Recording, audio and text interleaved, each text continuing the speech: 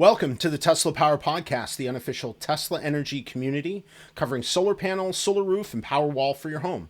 I'm Aaron Brady. Today, let's talk about solar and 7 Powerwalls in Maryland, a class action lawsuit over pricing, and our utility meter gets installed. Let's do it!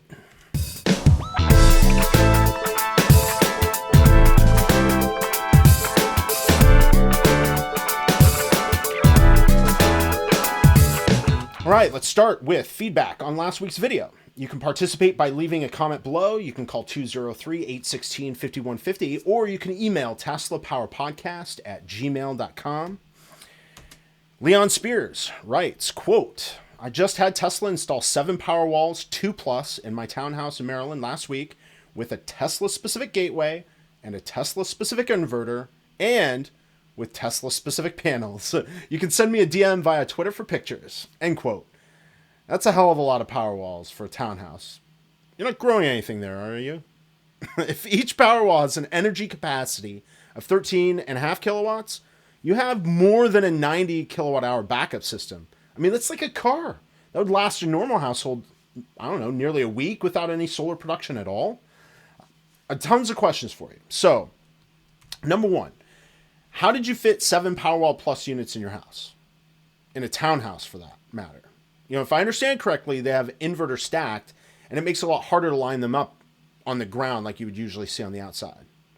Number two, how long did it take Tesla to install the system? Now, I'd expect that kind of project, I mean, it sounds huge, right? To take weeks to put in, but the new Powerwall Plus architecture is supposed to slim that down quite a bit. Anyway, love to know more details. Send in the pictures to teslapowerpodcast@gmail.com, and I'll share them on the next show.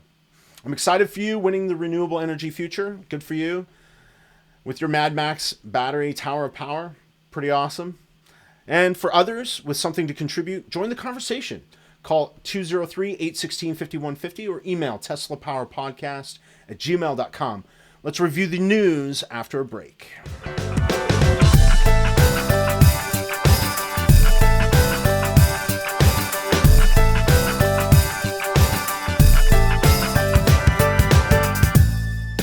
Green Mountain Power in Vermont is making their pilot program official. They've launched a virtual power plant project with Tesla and Customized Energy Solutions a couple years back, but now they've officially entered the energy regulation market with Tesla Powerwall, powered by their AutoBidder software. Now, the current profit share and access fees to customers, they only total about $13 a month, nothing to write home about. But if this is the future where those that generate energy are able to sell it to the grid, we have an investment thesis for the asset. I'm not sure that's enough to make it worth the investment on its own, only $13, but it's definitely no Eversource, right? If you caught last week's episode, but this is all trending in the right direction, right? I'd be very excited for my local utility to start offering a program like that. And at the moment, I just get net metering, which I'm not complaining about. It's pretty great. But joining the energy market would, more widely, seems like the right direction to head. Second article we've got. Business Insider reports on a class action lawsuit being filed against Tesla over its solar roof price hikes. Now, the plaintiff that's leading the suit notes that their price doubled from a hefty $70K to an unbelievable $140,000 after the original contract was canceled. Now, I didn't realize this isn't the first, though I probably shouldn't be surprised that it's not the first class action lawsuit. There are two things that are specifically interesting to me on this one. It's based in California, where litigation favors the little guy, and the litigant isn't even seeking damages. He just wants Tesla to honor the original price. And I'm with him. It's super lame to get customers' hopes up by setting expectations, like for more than a year in a lot of cases. It wasn't my case. Just to pull the red cape back at the last second, sending customers careening into an emotional anvil. I mean, as I mentioned a couple of episodes ago, Tesla should have started further up market for the first few years and then started driving down market once the kinks were worked out. What I can appreciate about Tesla's perspective is that they wanted to start scaling, and they just simply intended to figure it out as they went, right? It doesn't make the situation suck any less is the problem. So let's get on with making this reality, and if we can get some credible competition in the space, that'd be the best possible outcome. Now, There's another thing that has been going on in the last couple of weeks that I wanted to, discuss with you guys. I'm a huge fan of both Gali Russel of HyperChange and Stephen Mark Rang of solving the money problem. I really like the way each of them think. One of them is a lot more optimistic, one's a little more acerbic, but both are getting into this crypto hype train. I wanted to put my view out there, as this is the potential to dramatically affect the value proposition for those who are looking to invest in residential solar and battery storage. Where I love the promise that mining crypto might bring some serious value to residential energy owners, not to mention stockholders, it's a terrible idea on a few levels. 1, mining crypto requires very specific hardware. 2, mining crypto requires a lot of energy, especially Bitcoin.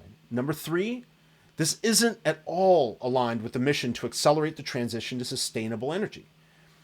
From my perspective, this hype completely muddies the water for those who are looking to build a realistic value proposition on which they can base an actionable decision. It's also a huge distraction for Tesla from the core mission of accelerating the arrival of our renewable energy future. Let's put that thought in a bubble, pop the bubble, and maybe put down the Twitter for a week and go meditate in the mountains. Gali, Steven, let's keep reminding the world why Tesla is already awesome and already crushing it, instead of chasing this hype train over the edge of the damn cliff. All right, ran over. I want to show you some video of our solar roof. It's beautiful, yellow, pollen sheen, and let's chat about that new meter right after this.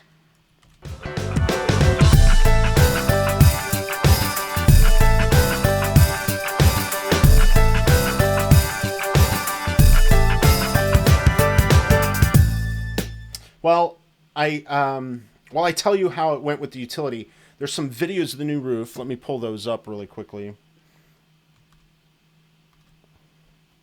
going to get them playing. Nice. And then come back and transition so you guys can watch those while I'm telling my story. I was on my way out the door when the utility showed up. It was only 2 days after inspection, way quicker than I expected. I figured it was going to be like weeks rather than days. The 2 electricians that showed up, there was the head electrician and her trainee. They knocked on the door to chat as I was trying to run out the door.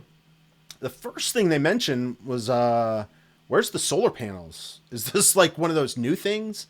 And man, that made me happy. They loved the way it looked, and we geeked out for a bit on the material, the layout, all things technical. Now, I am learning a ton from these conversations, and probably the thing I'm learning most is how good this decision was. It's getting the notice and the compliments that I expected it would get. Very satisfying, I gotta say. We went on for, 20 minutes before the head electrician snapped us back to the task at hand. She noticed that they'd have to turn off the electricity, and they wanted to know when it'd be okay to do it. She thought it might be down for 20 seconds or so. But I didn't want my wife to be, in the middle of the call or something when the electricity and the internet went out. I was already late, like I said, so I jetted trying to get the garage door open before the electricity went out. My wife had asked that they wait a few minutes, but the electricians had already gotten started, and I was already gone. When I got back, I wanted to know how it went. My wife said the electricity never went out. I was confused. My wife was like, well, the lady was so excited when she was done. You have a battery. You'll never lose power. My wife was a little annoyed at being interrupted and just wanted to get back to work. And the head electrician was a little bummed she didn't have someone to nerd out with. She's like, where's your husband? My wife just rolled her eyes. And the electricians left disappointed, But I wish I'd been there. Man, just hearing the story, I was totally pumped. This system is great, and I love talking about it, especially, if I can learn a bit and if I can teach a bit. It's pretty sweet. So, I've been promising a deep dive in the value proposition in my specific case, and once I know the final numbers, I'll dish. I promise. In the meantime, I'll keep looking into the tech details, the business case, and the weekly news. And done! That's episode 6 of the Tesla Power Podcast, the unofficial Tesla energy community. Now wrapped. I'm Aaron Brady. Let's do this again next week.